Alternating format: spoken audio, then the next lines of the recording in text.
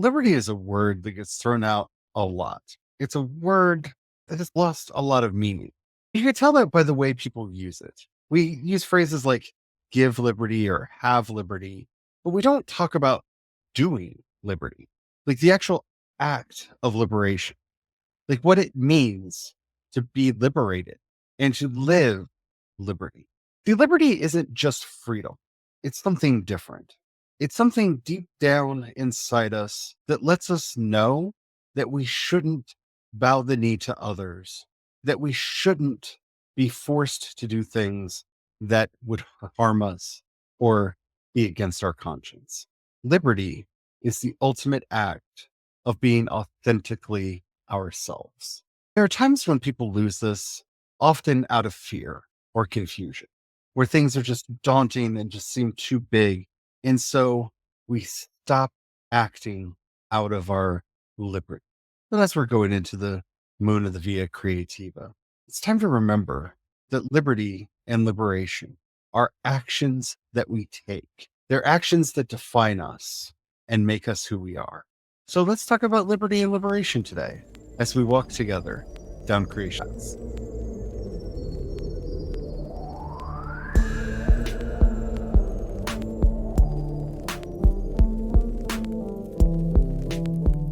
Hello, everyone. My name is Charlie. I am a Christopagan Druid and priest of Bridget.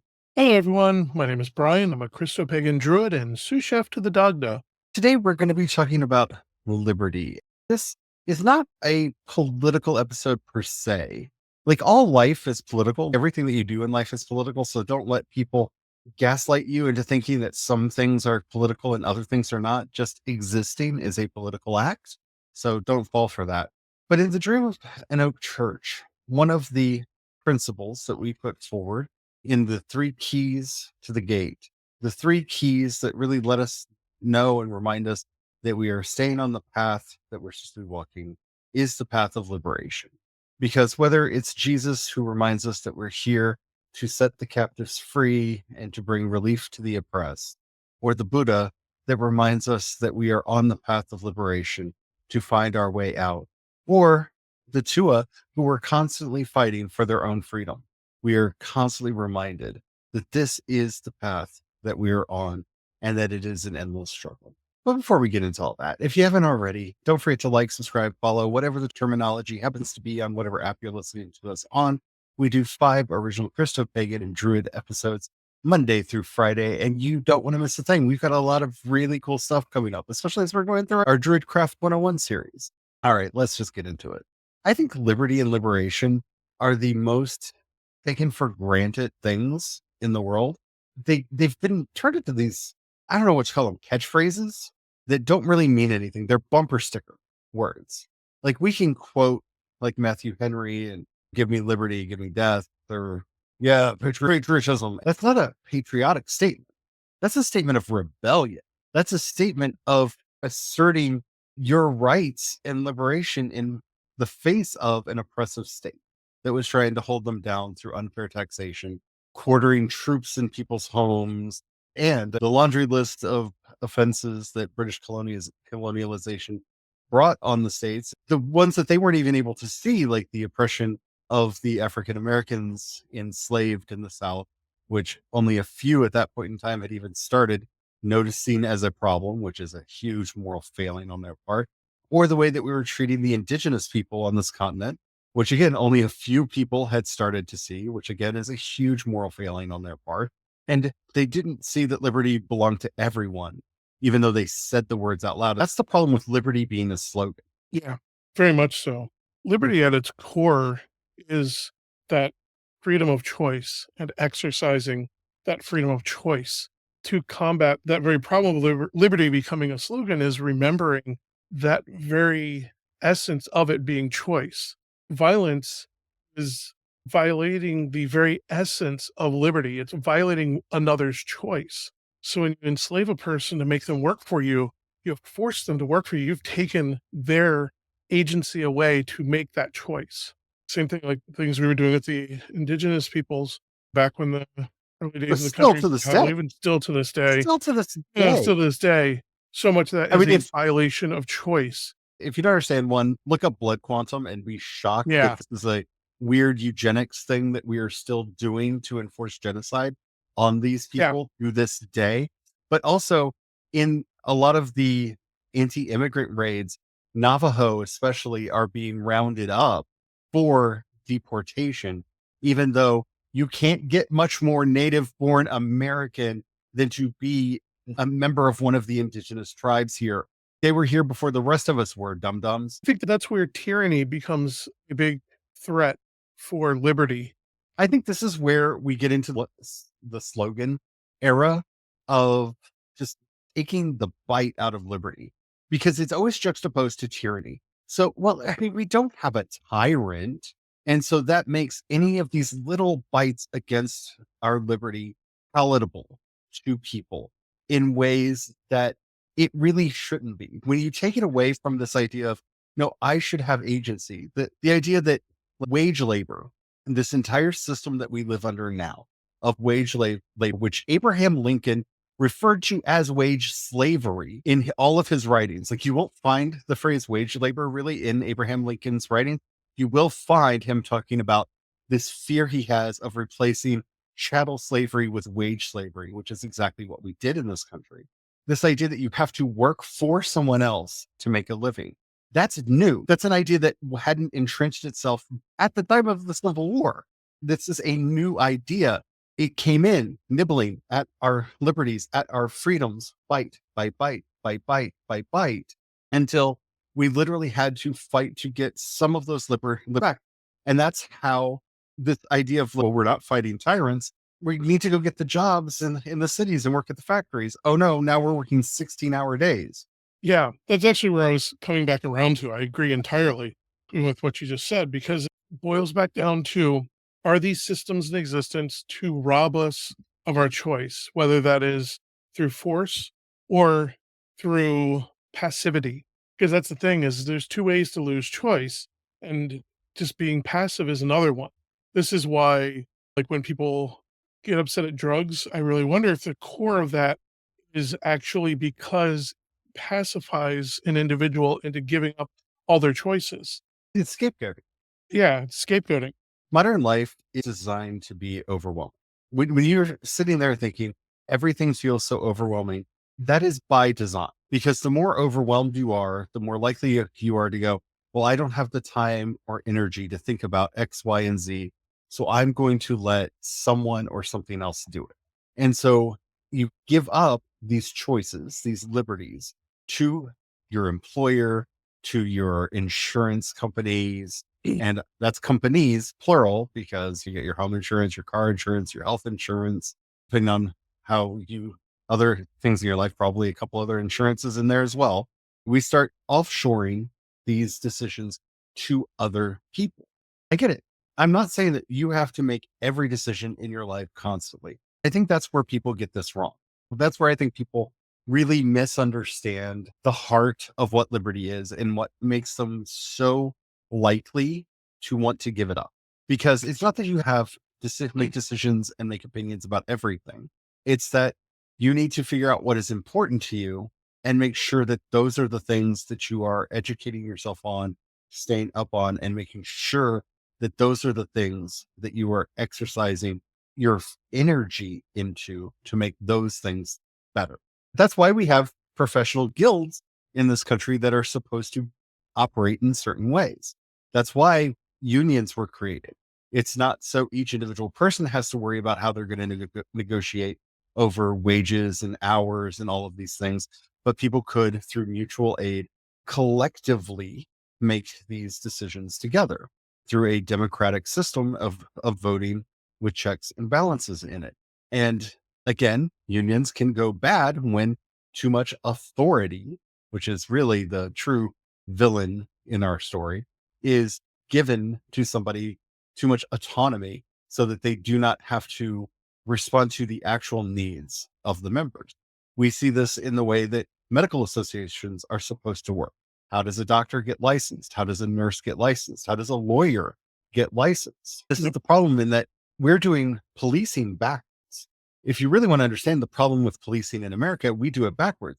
They have a labor union, which means union is only there to make sure that they get away with everything that they do and get to do everything that they want to do, rather than a bar association or something making sure that they have the qualifications and the qualities necessary to do the job. It's not doing what it needs to do because it's been framed backwards. Because on a side note, could you imagine, instead of, like you said, like a police union, could you imagine a world in which there was a law enforcement guild, a guild that trains people on detection, investigation, and executing the laws of the land? That would be amazing. Just imagine that you actually had multiple of these. So you had a detectives guild and a police guild, because yeah, sometimes you need somebody working security. That's a police officer's job, is to work security. They're there maybe doing traffic violations and stuff like that. They're on the streets just monitoring the situation and making sure that muggers and stuff are being taken care of on the spot. But you also need a full-fledged detective group that are looking into the actual how to solve the crimes, how to solve who did what, how to get the evidence together. This may seem like we're going off the topic here, but these are all questions of liberty. These are the choices. Anytime you act like any system is inevitable, you have given up your choice to it. The way we do policing is not inevitable. It's just the way we've stumbled into doing it in the couple centuries we've been a country. We've slowly attributed different powers to these organizations. And that's true for everything. And we, through our exercise of our own liberty, have the right to say, maybe we should think about how medicine should be done. Because this kind of factory approach, where I remember when I was a kid, our general practitioner knew us, would actually come to the house if someone was really sick. Like it was very intimate in the way, like we knew our doctor, our doctor knew us. And now you're like, if you get 15 minutes, like they come in, they read the chart, they ask a couple questions, and they're out of the room again, because it's a factory. We're doing medicine in a way that we all feel is wrong. Beyond that, there's also this commodification of it, Yeah. where it's all about the client is the product, and the best customer is a repeat customer. So now there is a financial incentive to have a repeat customer rather than Yep. 100% fix the problem. And I'm not saying that doctors intentionally do that, but I'm just saying there is a pressure on the system itself to not cure, but to just treat Well, problems. History has shown that hospitals overprescribed oxycodones and stuff. We've got this big problem now where all that's been overprescribed because it was easier just to treat the pain than to actually cure the symptom that was causing the pain. or even find out what was the cause in the first place. You've had back pain for over 20 years now, going on 30 years. And I'm just told that it's all in my head. There's nothing really wrong with my back. So the only option that's ever been given to me is painkillers. This is where exercising choice comes in. This is where liberty comes in. I This is found all it did was dull the pain. It didn't actually make things better. And so I've made the active choice to figure out various ways that I can do some certain stretches, certain exercises, certain things to actually help mitigate that pain that I had to learn on my own. That is an exercise of liberty.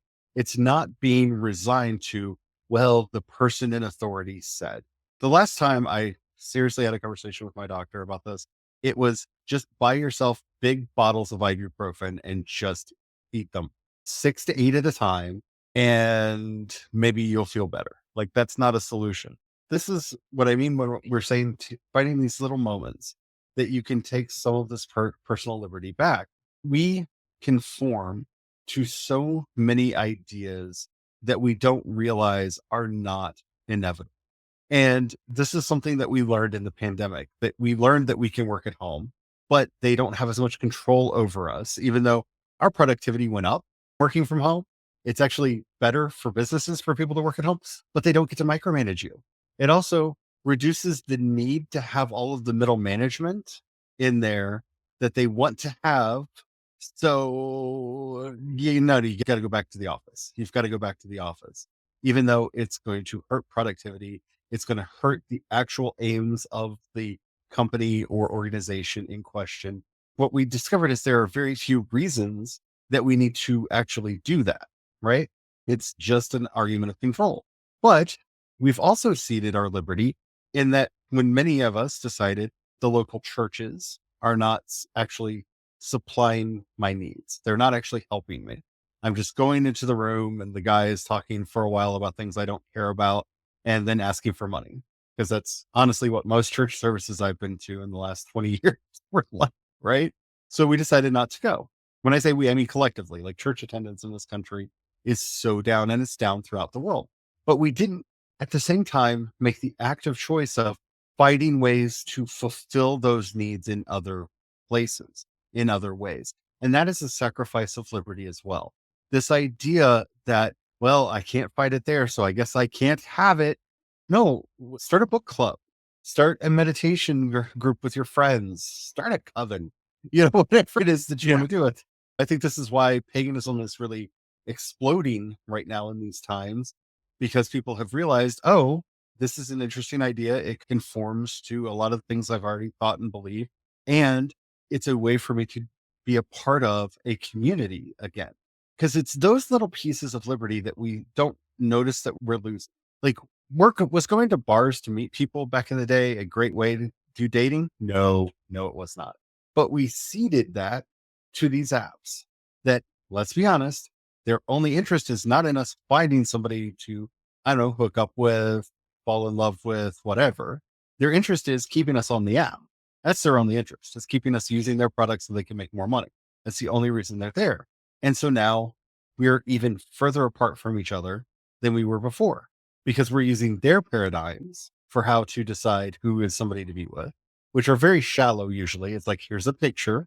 Based on this picture, do you think you want to spend time with this person? But I tell you right now, like most of the people that I know and have really good friends with, I don't know which way I would have swiped on them just based off of a picture. Like, what picture would it have been? Right? Because I have some friends that are really into hunting. So if they put pictures of them with a deer carcass and a rifle, I probably would have swiped nope. But that's not all that they are, right? But this is giving up one of our essential liberties, our ability to associate, our ability to find new friends and new relations. And we've really curtailed the places that we can meet and interact with these people. It's one of the reasons why in my other work, I advocate for fandoms so strongly, because they're free associations. If you like something, you go to a convention or a movie or a book signing or what have you, and you're at least going to be around other people that you share at least one interest with. Going to concerts, great place to meet people, because you're at least surrounded by people that you share at least one interest in, and that's the music of whoever's performing that night. There are ways to still make those relationships and to find those people. Most of the people that that are in my close friend group now, I met because I got very active talking about my love for writing. And you know what? Initially, we shared one thing in common. They all love writing too. And so we started bonding over that. And then we started realizing, oh, wait, you're into this too and that too. And we developed these deep and abiding friendships. And I'm in my late 40s. I just want to put that out for the record. Like, this is a time period where it's supposed to be really hard to make new friends. And I now have this like huge friend circle around me of people that I never would have met if I hadn't made the decision to be very public and vocal about, these are the things that I love. This is something that I'm really passionate about. Here's what I've been doing. Here's what I'm working on. And just putting that out into the universe so that other people with those interests found it. And that's really about what the exercise of liberty is. It's not just going to the protests, which, don't get me wrong, are important. If you have the energy and the strength and the will to go to a protest or something, do it. I've been to many of them throughout my life. But some people, like with my current health conditions, that's something I can't do. So I exercise my choice in other ways. The important part of this is not denigrating others for their choices and remembering that you always have a choice, even if it's an uncomfortable one. In addition to that, remember that your choice can come in stages, and it, like everything in life, it is not permanent. You can choose A and go with A for a while because you chose A, and then a little while down the road, If you find out A doesn't work for you, you can choose not A, choose whatever Yeah. the thing is that you want. You don't have to keep that choice. That choice is not permanent. I think that's something else that really needs to be said and reiterated here, that it comes in stages. One of the things that various principalities and powers want people to believe is that, for instance, if you bend the knee, abdicated all your choice. And at face value, yes. But the thing is, you could choose to support a person for a day, a year, month, whatever period of time you've chosen and pledged your support for that period of time, or until you find reasons not to support them. There have been many causes that I have chosen to support and then down the road found out I don't agree with that cause anymore. It Yeah. changed, or I changed and I no longer support it. And I chose not to support them anymore. That is okay too. That is part of exercising your choice. Remember earlier, we spent so much time talking about that passivity and giving up one's choice through passivity. And part of that is thinking that, well, I made the choice, I must stick with it forever. No, that's passivity. You're giving up your future choice by doing that. And you don't have to do that. You always can choose, and The, sometimes choose the same thing over and over again. the two great controlling lies of our time is one, that it's somehow a moral failing or a sin or a shame or something to be ashamed of to change your mind, that you have to be right all the time. And if you ever show any sign that you're wrong, that you're changing, that you're growing, that you're evolving on any issue, that's a sign of weakness. It's anything but a sign of weakness. It's anything but a sign of failure. And it's anything but a reason to be ashamed. I grew up in very conservative Christianity, in what I truly do believe and call a cult. And I grew up in Christian nationalism, and I was wrong. Like, I was dyed in the wool, like into my 20s, firmly Yeah. entrenched in these ideas and believed them with my whole heart and taught them to other people and really practiced what I preached, and then realized that I was wrong. And that's growth. It's okay. It's actually normal. I feel weird when I hear people say that they don't think that they've ever been wrong about anything, or that they're always right, because no one is always right. Even in the Bible, God changes his mind periodically. And when if we're Yeah. supposed to believe in an all perfect God, that's something that shouldn't be possible. The other great limiting chain that is put on us that we need to break is this idea of permanence, because we can't imagine living in a different world. We assume that this is the natural way the world has always been. And it isn't. This is actually, I think, for me at least, one of the reasons we should be teaching history. We should be teaching real history and not some propagandistic nationalist story as history. When you actually study history and you look at how different people's lives were 40 years ago, 100 years ago, 1,000 years ago, you start seeing all of the choices that were made, all of the differences in lifestyle, in just the way people organize themselves, the way economies organize themselves, the way trade work, the way professions work, just the way life, all of its aspects work. Because we like to project backwards and imagine that in the Middle Ages, they were living in the same capitalism that we are. And so our fiction shows it that way. They weren't, they were living in feudalism. The average serf had 150 days off a year, because those were the days that you couldn't do planting on or do anything with the fields. And so they occupied themselves with other things. It was a different time. It was a different world, until we start realizing how much things have changed. It's hard for us to imagine how much we can change this. I'm in my late 40s now. And I think back to when I was a kid, the world was a very different place. The world was a very different place when I was in my 20s. The social norms, the way you interacted with each other. Granted, this was all pre-internet, at the very dawn of the internet, right? A lot of those things which rapidly changed a lot of how the world works. Things were different, and things will always be different. Here's the other thing. I guess it's the third lie. You can't go back. There's no going backwards. And that is a scary thought to a lot of people. And that doesn't mean that if a terrible bad thing happens, You can never have anything good again. What that means is what you'll have next will be different. It can still be good, but it will be different. It will be changed. My solution to that challenge, I call it living with no regret, but that's severely caveated. So when I make a choice, I exercise my choice so that I live with no regret. I made the choice, the best knowledge I could have at the time, and I stand by my choice. And once I learn, oh, that was a bad choice that I made, some people go, what about bad choices? They happen. You know what? I choose something different. I change my choice and move forward. This way, I have no regrets. I made the choice I made. I live with the responsibilities, the consequences of that action, but I know that is not the end. I can make another choice following that. And so this way, if I made what people in hindsight would say, well, I made a bad choice, they happened, but I made the choice. So I have no regret for that bad choice. I just make a new one as soon as I learn, pivot and move forward. And that's how I can live without regret in those choices. Mhm. Because I made a lot of dumb choices in my youth, ones that I 100% disagree with now. But the thing was, is I didn't stick with it through passivity. Yeah. Once I knew better, I chose to do better. Because all creativity is choice. All creativity is choice. And for anybody who's but things are harder and there are limits, the most creative choices come through limitations. Yeah. But you'll learn as an artist in whatever form you're in.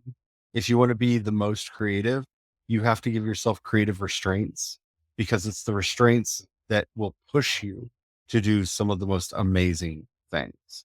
And so it's why in times like this, I have hope because as those creative restraints are being put on by little men who like to think themselves big, they're just pushing our creativity even further. So don't give up your choices. Don't give up your liberty.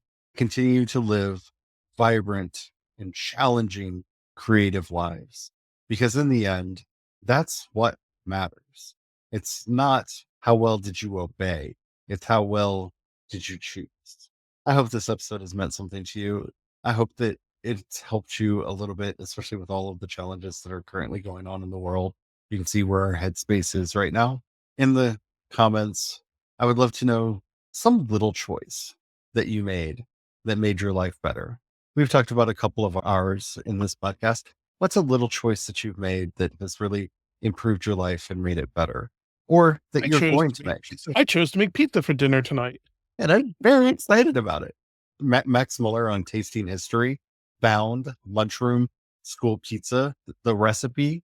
You can find it on his YouTube channel. It is an amazing recipe. It is so nostalgic and easy to make and just delicious. And if you have nostalgia for that too, you can find that recipe on Max Muller's Tasting History channel. I highly recommend. That's what we're having for dinner tonight. You can hear the joy. Like we made this decision and joy. All right. If you're listening to us on YouTube or Spotify, you can leave a comment right there. If you're listening to us anywhere else, even if they say that you can leave a comment, they don't let us know, so we won't know. So you can leave a comment there anyway, because engagement is magic. And then head over to creationspaths.com and then click on chat. And there you can leave us a message and we'll be able to get back to you. While you're there, if you happen to have a few dollars you can pass our way, we offer monthly and annual memberships. You can also support us on Patreon and Ko-fi. I am CE Dorset on both. And there you're actually supporting everything that I do, including my creative work. So you also get access to like my books and games and music and stuff. Or you can support us directly through Cash App using the hashtag Creations Paths. Thank you to everybody who does that. You really do mean the world to us and really help us do all the things that we are doing and just sustain ourselves right now. So thank you all so much. If you don't have anybody right now, or you don't know that we're the kind of people that you want to give your hard-earned treasure to, that's perfectly all right. But if we've ever done an episode that really helped you out, whether you think would help out somebody else, please share it with them. That helps us out more than you could possibly know. And as we're heading out, Lou, the many talented one whose life was filled with nothing but choices because you decided that you wanted a place at Tara. And so you learned to master everything that you set your mind to. Help us to make the choices that we have in our lives and help us to find the paths to the talents that we need to exercise so that we too can fight and slay our demons and have a life that is worth living. Amen. Amen.